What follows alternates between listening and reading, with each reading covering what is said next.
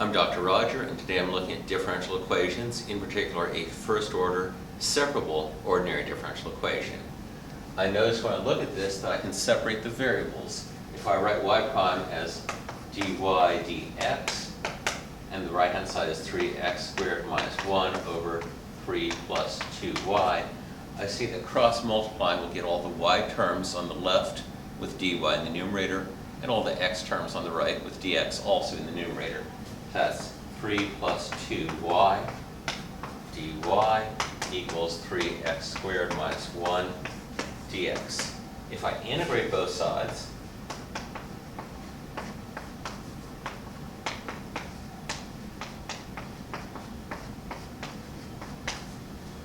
that allows me to solve for y. You can just draw the integral sign on here.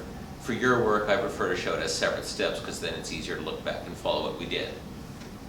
The integral of 3 plus 2y is 3y plus y squared plus c.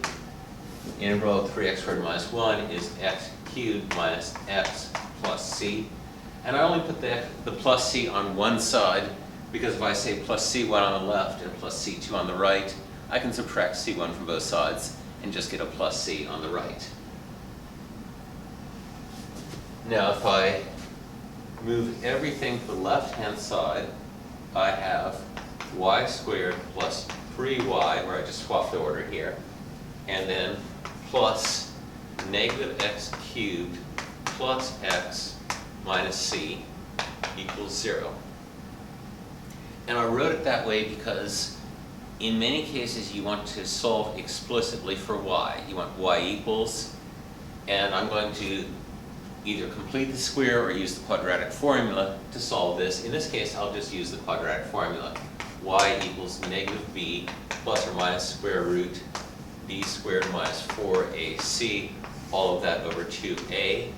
In this case, a is equal to 1, b is equal to 3, and c is equal to negative x cubed plus x minus c. Well, that's annoying using the same letter c in both places. But let's call this a C1 so that I don't generate any confusion, but usually we can handle that.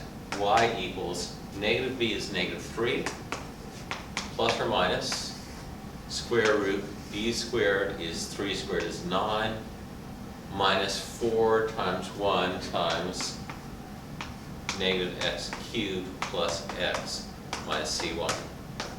All over 2a is 2.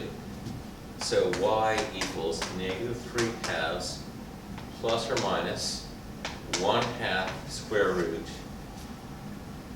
Negative 4 times negative x cubed is positive 4x cubed minus 4x, negative 4 times x, and negative 4 times negative c1 is plus 4c1 and then plus 9, which is just a different c.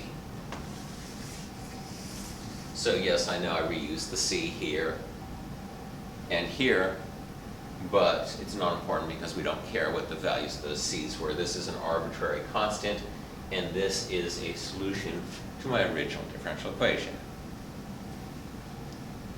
You will often want to solve separable differential equations, and there are changes of variable we can use that turn nonlinear first-order differential equations into separable differential equations, so we can then solve them by this method we know from Calculus 1 or Calculus AB.